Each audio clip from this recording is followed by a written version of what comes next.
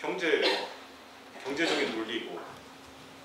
그래서 MB가 녹색 성장 이런 거 이야기했을 때 녹색 성장이 결국에요. 단순하게 노동을 하면서 막 했던 노가대 하면서 이렇게 했던 분들이 그런 노동력들이 거기서 담장을 허물어서 여기와 여기를 어떻게 연결을 할까? 여기다 공급방을 만들면 공급방을 어떤 그림으로 만들어둘까? 이쪽에서 있는 나무나 이런 것들을 여기로 연결시켜서 식생조건들을 어떻게 하면 어떻게 될까? 텃밭을 어떻게 확보할까? 그 집의 지분 구조는, 단열 구조는 이 집 껍데기 바꾸면, 연결시키면, 이축해오면 뭐 이런 것들 있잖아요. 그런 생각들이 뭐라고 생각해요? 녹색 성장의 멘탈리티라고 생각을 해요.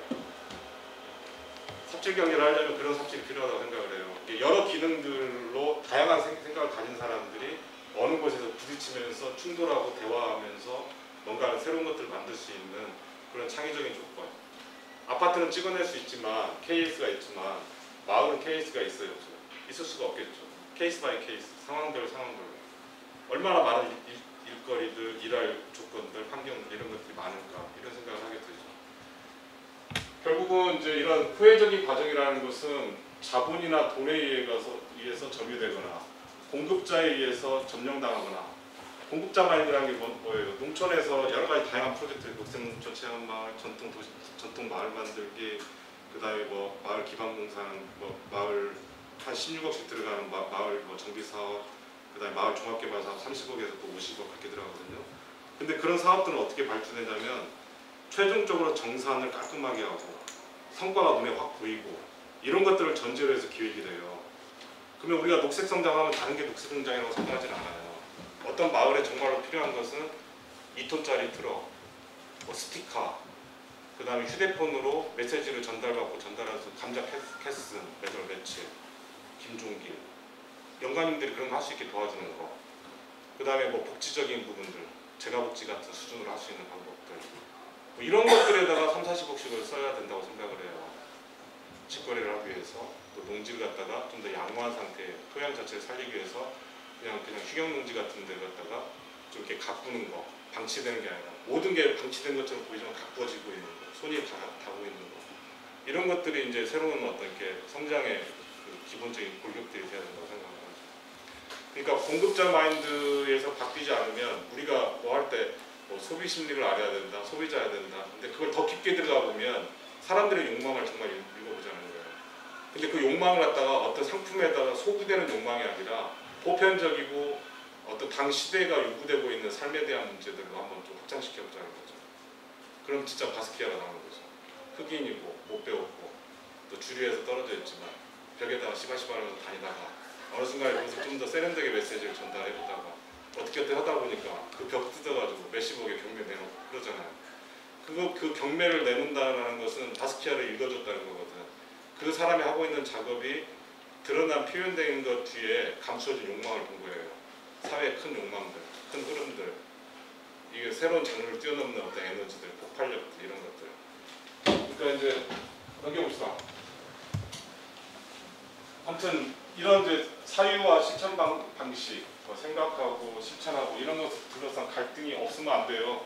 뭔가 사유하고 생각하고 실천할 때에는 갈등이 있어야 돼요. 그래서 우리 직원들이 가끔은 그래요. 뭐 어디 가서 시달리고 뭐하고. 근데 시달린다고 생각하지 마라.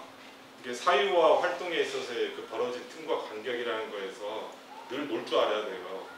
그걸 놀 줄 모르면 문화라는 것이 교호되는 전 과정이잖아요. 관객이 있고 대상이 있고 내가 있고 혹은 농민이 있고 내가 있고 혹은 도시 상인들이 있고 내가 있고 또 관람자가 있고 뭐가 있고 이런들 관계의 긴장들을 즐길 줄 알아야 되는 거죠. 그걸 어떤 식으로 기획하고 조직하고 만지고 느낌을 풍요롭게 하고 이런 문제들. 그러다 보면 솜털 같은 우리들이 좀 더 억센풀이 될 수가 있을 거라고 생각이 들어요. 바람에, 뭐 비에 뭐 이런 것들. 그러니까 회사를 존재 이전으로 보는 것은 회사에 들어오기 이전까지의 우리들의 삶의 방식들이나 훈련되어 왔던 그런 과정들이 회사를 통해서 내 주변의 조건이나 상황들에 대한 구체적이고 직접적인 질문들로 자꾸 전환이 되는 거죠. 저것은 무엇이다 라고 하는 것들에 대한 지시 개념들이 바뀌기 시작하는 거죠. 같은 한옥이지만 이 공간 안에서 놓고 2명이 먹고 사는 공간이 있고 같은 한 공간에서 30명이 먹고 사는 방법도 있잖아요. 그 차이가 있는 거잖아요. 2명이 먹고 사는 거, 30명이 먹고 사는 거. 놀면서 먹고 사는 거, 어떻게 하면서 먹고 사는 거, 이러한 것들의 차이들이 다 있는 거잖아요. 그런 거기 때문에 회사라는 것은 진짜 회사에 들어가면서부터 회사라는 거 안에서는 정말 걸음마라고 생각을 해요. 뭔가 이렇게 회사라는 것은 어떻게 보면 큰 하나의 좋은 인큐베이터이기도 하죠. 자기 자신의 성장을 돕는 그런 생각들이 사회적 기업의 우리들의 어떤 회사에 대한 생각들, 그러니까 대사회적인 메시지나 발언들이 아니더라도 회사라는 구조 자체에 대한 사회적 기업적 가치, 그 다음에 어떤 이렇게 산과 문화를 경제의 중심으로 놓고 하는 것, 그러니까 경제를 그냥 어떤 것들에 대한 필요, 기능 이런 걸로만 보는 것들이 아니라 수없이 많은 경계를 타고 넘나들 수 있을 문화에 대한 거. 사자에서 예를 들어가지고 무슨 이주 여성들이나 이런 분들하고 같이 뭔가 이렇게 한단 말이죠. 음식을 예를 들어서 가리키고 한국 사회에서 통하게끔 하려고 한단 말이지. 하다 보니까 이거 참 쓸쓸한 일이잖아. 그죠?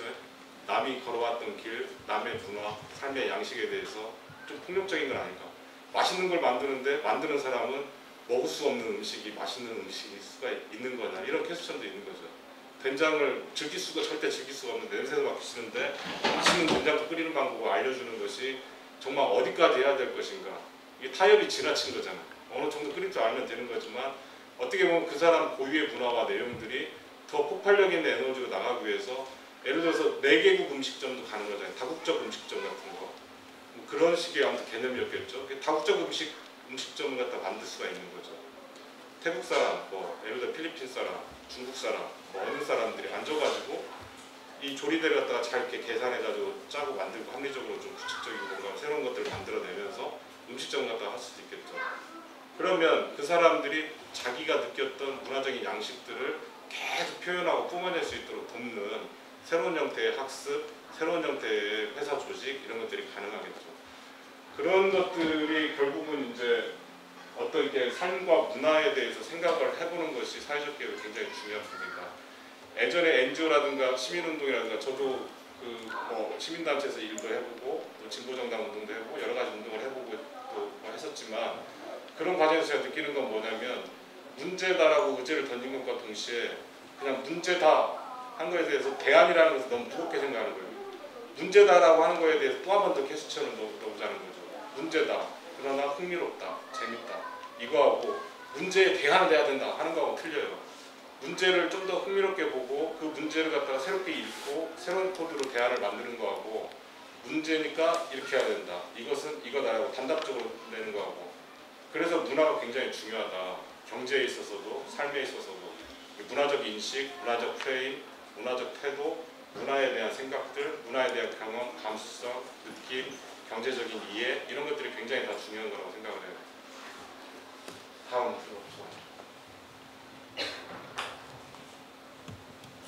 이슈가 경제적 가치를 만들죠. 공존 가능성에 대한 기본적인 태도, 자기가 사회의 관계에 대한 열린 태도 이런 것들을 속에서 이렇게 유형을 하다 보면 어떤 이슈가 경제적 동기가 되고 그 경제적 동기가 뭐가 되고 사업이 뭐가 되고 이런 것들이 연결될 수 있는 거가 사실 진짜 의미가 있는 거죠. 다리를 놓는데 뭐 3천억을 썼다라는 걸 가지고 전주에 순창간 다리 도로 만드는데 한 3천억 정도가 들어가요. 순창이 오지니까. 그럼 순창에다 3천억 해가지고 길을 잘 닦고 놓으면 그 빨대가 돼가지고 공무원들이 6시 딱 끝나면 전주까지 오는 시간이 그 전에 1시간 20분이었는데 40분 만에 도착한다. 그럼 순창이 살아난다. 안 살거든. 그럼 3천억을 가지고 순창에서 자족적이고 머물 수 있는 어떤 것들을 생각을 해본다. 하다못해 3천억을 가지고 1인 기업 1억 원씩을 그 기업을 갖다가 3,000개를 만든다. 3,000개에서 예를 들어가지고 2,000개가 날아가고 1,000개가 남아서 10명씩 새끼를 친다. 그게 더 낫다는 생각이 자꾸 들어요.